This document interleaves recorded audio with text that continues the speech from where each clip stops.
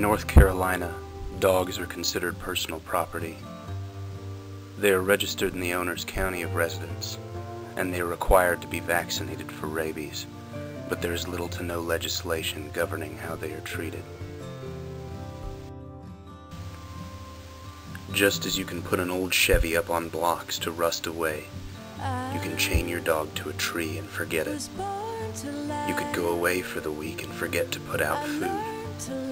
For that matter, you could beat your dog savagely for no reason at all, and in many municipalities, you wouldn't receive so much as a slap on the wrist. Surely the thought appalls you. Surely you are not the kind of person who would do such things. But these and other atrocities happen to dogs in North Carolina all the time. Sometimes dogs get lucky. Sometimes their owners dump them at the pound instead of leaving them restrained and slowly dying of exposure. Sometimes pregnant females are abandoned and have their litters somewhere that the cries of puppies will be heard by a kind-hearted passerby. Sometimes an abused dog fights his way through a chain-link fence and limps miles on a broken leg until he is found by someone who gives a damn. Sometimes, though, escaping the frying pan only lands you in the fire. There is a widespread misconception about what happens to stray and unwanted dogs in this state. The idea is that if you have a dog you don't want or can't afford, you take it to the shelter. This is supposed to be a place where the dog will stay until it finds a new home.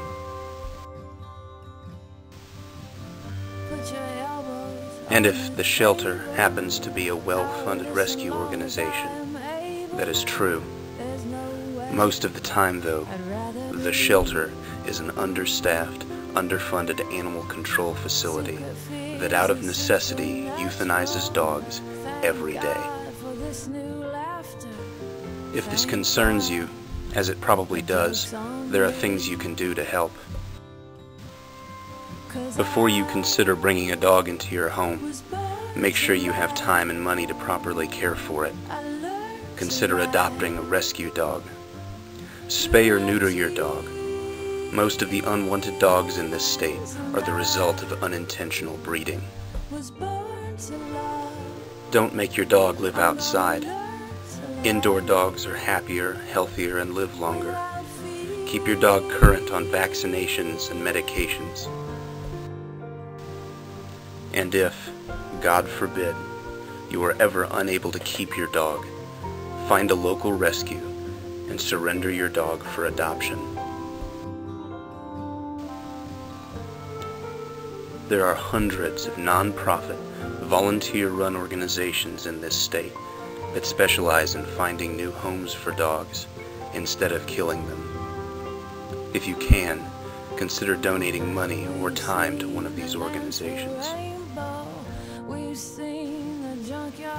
My wife and I don't have much money, but we foster dogs for the Greater Charlotte SPCA. Sometimes, something as simple as letting a dog live with you in your home for a while can mean the difference between death and life. I'm gonna learn to love without fear.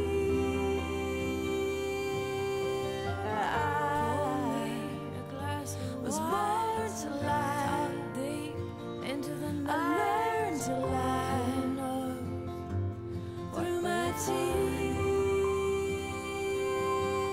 and lies. Put your elbows on the table. Was born to love. I'll listen long as I'm gonna learn to love.